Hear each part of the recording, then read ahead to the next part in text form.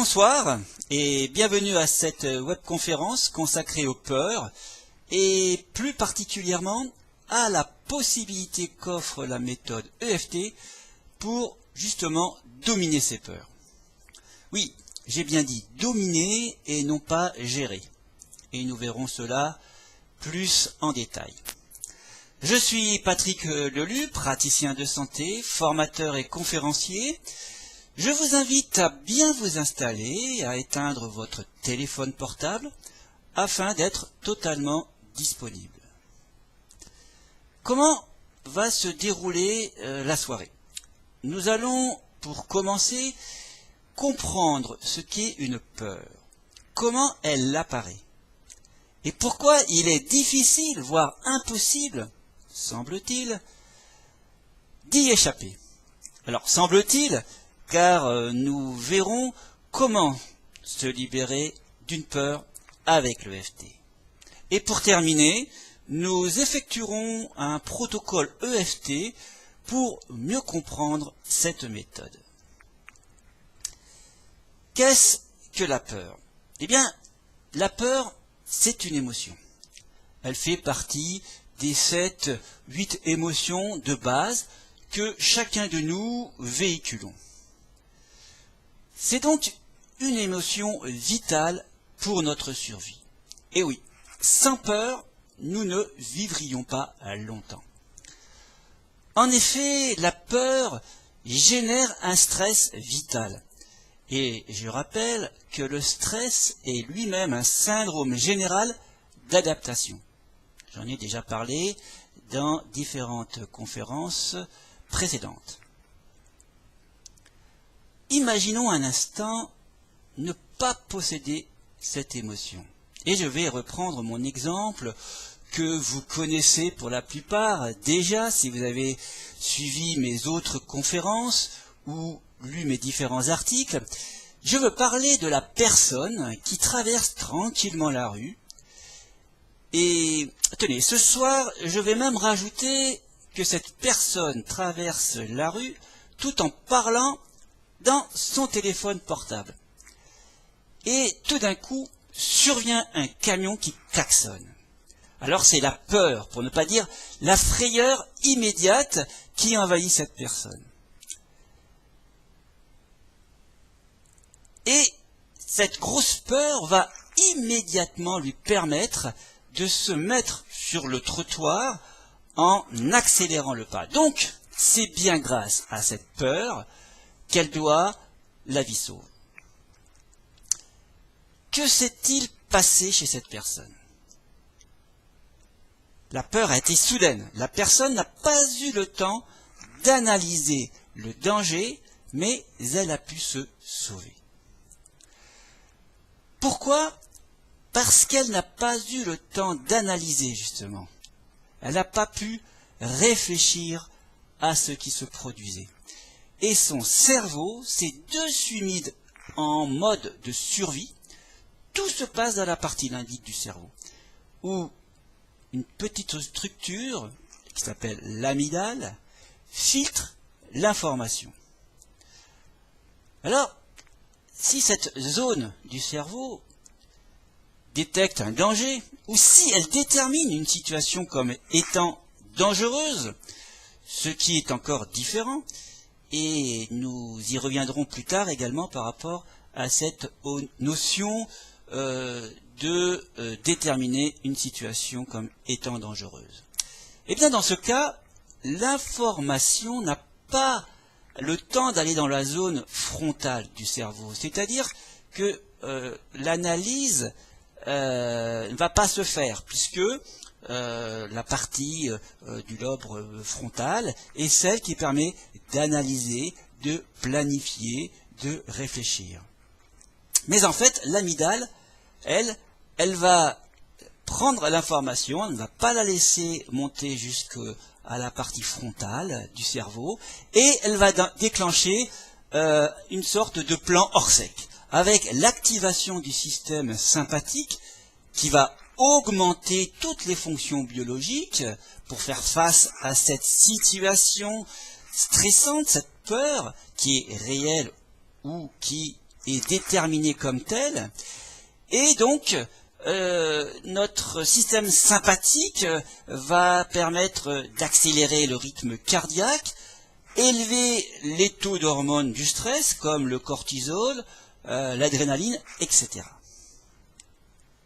Maintenant, reprenons cette histoire de la même personne qui traverse la rue en téléphonant, donc l'esprit totalement concentré sur la discussion téléphonique. Et cette fois, imaginons que l'information, eh bien, elle n'est pas filtrée par l'amygdale et qu'elle parvient directement au lobe frontal. Alors cela signifie que la personne va réfléchir, analyser tranquillement pour prendre la bonne décision. Et elle va s'écarter au plus vite. Mais vous l'avez compris, dans ce cas, il y a des chances pour qu'elle ne puisse rien analyser du tout, et donc l'accident est inéluctable. En résumé, la peur est nécessaire lorsque elle est ponctuelle, lorsqu'elle déclenche une alarme qui nous met sur nos gardes. Par contre, lorsque cette alarme se déclenche intempestivement, cela peut devenir problématique, difficile à vivre et aboutir à l'épuisement, voire à la maladie. Et c'est là que les problèmes donc demeurent lorsque nous sommes envahis d'émotions, de différentes émotions et surtout de peurs qui se véhiculent en permanence. Alors comment l'alarme peut-elle se déclencher de la sorte? Prenons une peur, celle de l'inconnu. Cela vous parle? La peur de l'inconnu, c'est une émotion qui est souvent le cadre d'un travail en consultation à mon cabinet.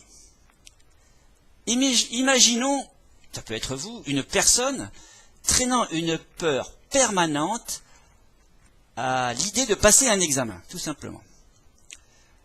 Un examen, que ce soit un examen scolaire ou un examen de travail. Alors cette peur peut être véhiculée par plusieurs aspects, et ceci est très important. Nous le verrons lorsque nous aborderons la méthode EFT. Dans ce type de peur, la personne se retrouve dans la situation déterminée par l'amygdale comme étant dangereuse, comme je le disais précédemment. Un danger qui n'existe pas, puisque cela ne concerne qu'une situation future.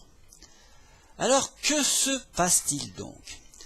Tout simplement, l'amygdale a filtré cette situation future à travers notamment la pensée que la personne émet, et le filtre ne peut se faire dans ce cas qu'à travers quelque chose qui est déjà intégré.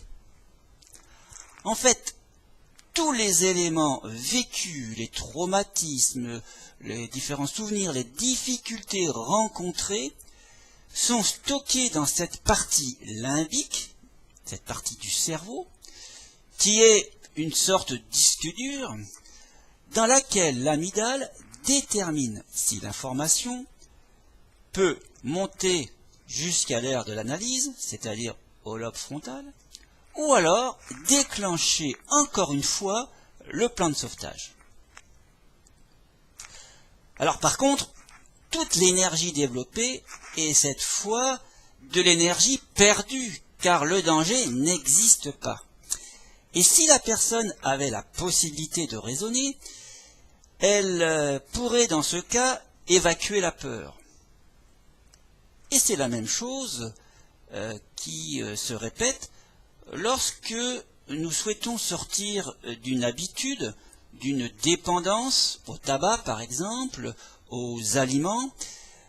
En fait, nous bâtissons des comportements en fonction de notre vécu, et si un jour, pour une raison précise, une grosse frayeur, nous avons trouvé le moyen de compenser, de surmonter cette frayeur en fumant une cigarette par exemple, eh bien vous comprenez que si aujourd'hui, et peu de temps, peu importe le temps, ça peut être il y a 20 ans, 10 ans ou 10 minutes, eh bien, cela va nous amener à fumer à chaque fois que nous avons l'impression de revivre la même situation, malgré que nous ayons la volonté d'arrêter de fumer. Cela est donc compliqué tant que la partie limbique détermine un danger dans la vie en comparant ce que vous vivez maintenant avec une situation passée. Vous ne pouvez pas raisonner et vous allumez donc la cigarette. Dans le cas de la personne devant passer un examen, le cerveau va déceler un danger à partir de situations passées, donc, on a bien compris. Par exemple, lors d'examens où cela s'est mal passé à différents niveaux. Peut-être des situations d'échec à des examens. Donc, maintenant vous comprenez mieux pourquoi il est difficile de sortir d'émotions de peur à cause d'informations emmagasinées et interprétées à tort. Mais il y a un second impact très important à prendre en compte, c'est celui concernant la perturbation du système énergétique corporel. Cela signifie qu'au moment d'une situation vécue douloureusement dans le passé, eh bien, une sorte de court-circuit s'est créé dans notre système énergétique. Le flux d'un méridien a été impacté et ce court-circuit recommence à chaque fois que l'on revit une situation qui est interprétée comme dangereuse. Et nos 5 sens sont en liaison directe avec le système énergétique corporel. Imaginons une personne qui s'est fait attaquer par une personne chauve, barbue et qui portait des lunettes. Cette attaque a eu lieu il y a 20 ans. Et maintenant c'est oublié, tout va bien. Oublié, sauf quand cette personne croise une personne chauve, barbue et portant des lunettes, et elle se retrouve comme il y a 20 ans, elle a une grosse peur alors qu'elle n'est pas en danger. Voilà donc les mécanismes de notre fonctionnement et les comportements que nous véhiculons. Il est temps à présent de comprendre comment la méthode EFT signifiant Emotional Freedom Technique, technique au pluriel de libération émotionnelle, alors comment cette méthode peut-elle nous libérer des peurs?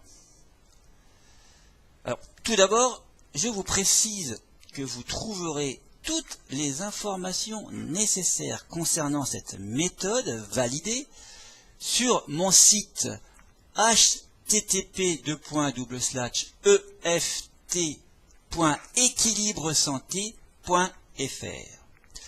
Vous y trouverez en plus un téléchargement de mon guide EFT pour tous, afin de vous familiariser à cette méthode et ainsi assurer quotidiennement ce que j'appelle votre hygiène mentale.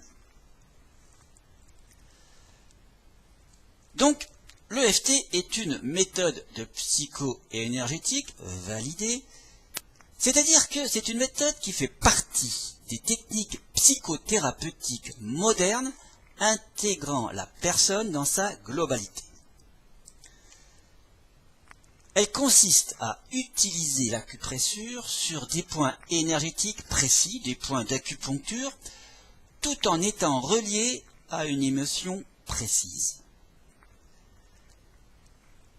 Ces acupressions permettent de relancer l'énergie qui a été, entre guillemets, court-circuitée à un certain moment dans notre vie, et de se libérer des émotions perturbantes, comme la peur, et surtout les phobies, phobie aux animaux, phobie pour prendre l'ascenseur, monter en avion, etc. Il s'agit donc ici de se libérer des racines liées aux peurs, et notamment à tout type d'émotions perturbantes.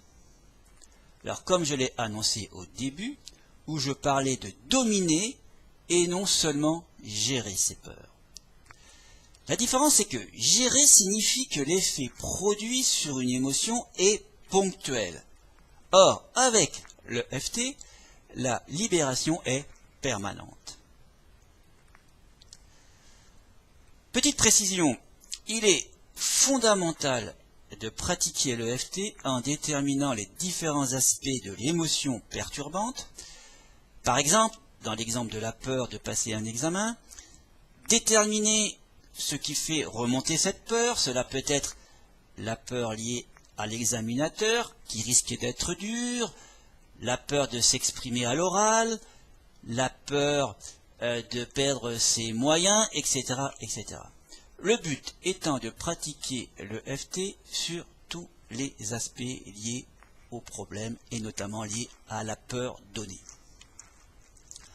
Ensuite, il faut également pratiquer le FT sur les événements passés. Voir quels sont les événements dans lesquels on a déjà vécu ce type de peur, voire même l'événement principal déclencheur, celui qui est à la base des peurs actuelles. Alors naturellement, l'aide d'un praticien peut être d'un bon secours pour rechercher tous les aspects et les événements. Mais toutefois, l'un des avantages de l'EFT réside dans la pratique en toute autonomie. Il faut juste l'essayer ou alors garder ses peurs. Voilà ce dont je souhaitais vous parler, et pour terminer, je vous propose une courte séance en EFT sur la peur. Vous allez vous concentrer sur une peur actuelle, peu importe la peur, celle que vous avez actuellement dans votre vie, la peur principale. Alors, allez-y, vous fermez les yeux et vous laissez monter cette peur. Concentrez-vous bien sur la peur. Ensuite, vous allez noter ce que vous ressentez comme peur entre 0 et 10.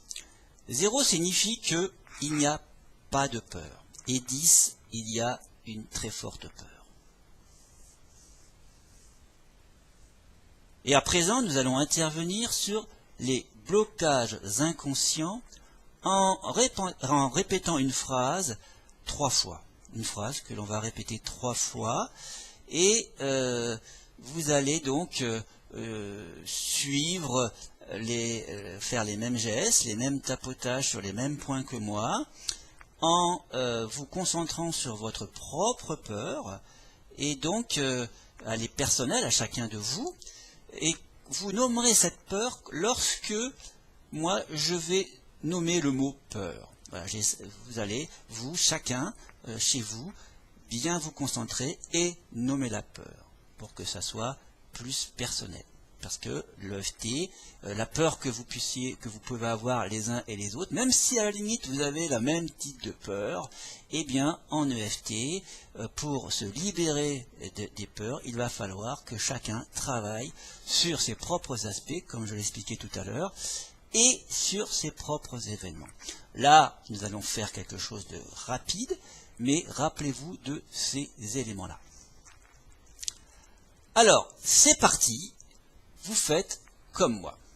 Sur le tranchant de la main, vous commencez à tapoter et vous répétez 3 fois. Même si actuellement j'ai cette peur de, et là vous nommez la peur, je m'aime et je m'accepte totalement. Même si actuellement j'ai cette peur de, vous nommez la peur. Je m'aime et je m'accepte totalement. Encore une fois. Même si actuellement, j'ai cette peur de, nommez la peur, je m'aime et je m'accepte totalement. Vous prenez une grande inspiration et vous soufflez.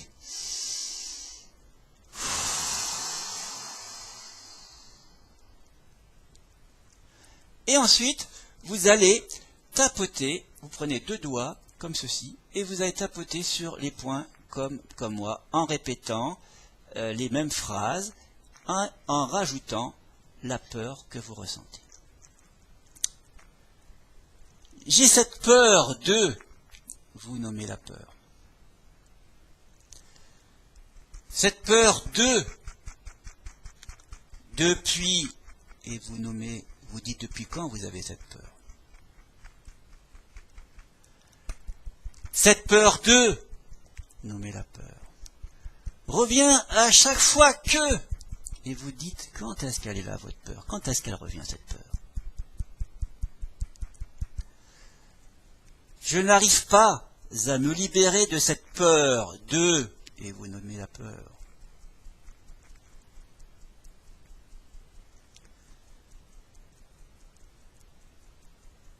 Je n'arrive pas à contrôler cette peur de, et vous nommez la peur. Maintenant, ici, au niveau légèrement sous la clavicule, cette peur de, vous nommez la peur, est présente en moi actuellement. Juste sous le sein, je n'arrive pas à surmonter cette peur de, nommez cette peur. Et sous le bras, cette peur de, vous nommez la peur, est présente en moi. Inspirez profondément, soufflez, et on continue. Cette peur de, et vous nommez la peur, est présente en moi à chaque fois que, et vous dites quand elle est présente. Je vis avec cette peur depuis, et vous répétez depuis quand elle est là cette peur. Et je ne sais pas comment l'éliminer de ma vie. Cette peur m'handicape. Cette peur m'empêche de, et dites ce qu'elle vous empêche de faire, ce qu'elle occasionne cette peur. Et j'ai peur de conserver cette peur. Sous le sein. Cette peur de, dites la peur, est vraiment présente. Sous le bras. C'est une peur qui me limite dans la vie. Et vous inspirez bien. Et vous soufflez profondément.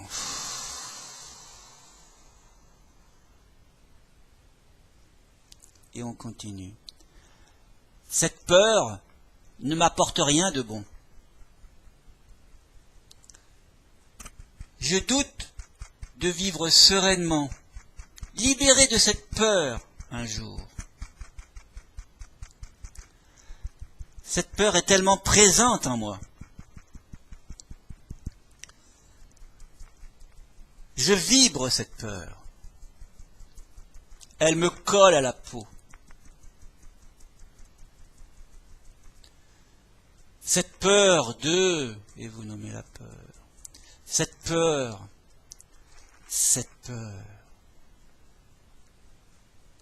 et vous respirez profondément.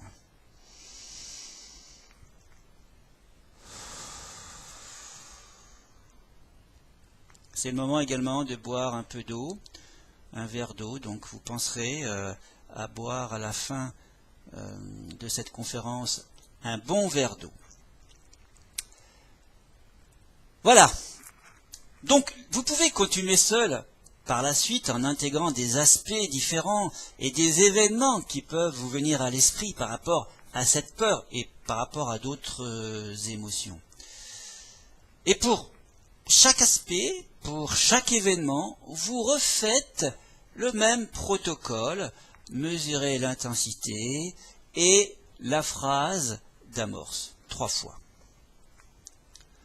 Et vous pouvez également faire l'EFT sur votre ressenti corporel. Si la peur, vous la sentez dans le ventre, eh bien vous la travaillez également par rapport à ce ressenti. Mais au fait, quelle est l'intensité concernant votre peur? Écoutez, indiquez-moi en commentaire comment cela se passe et vos différentes intensités. Vous pouvez donc le mentionner sous cette vidéo en commentaire. Je rappelle enfin que je consulte par Skype et que j'anime différentes formations en EFT, notamment sur toute la France. Merci de m'avoir suivi. À bientôt. Bye bye.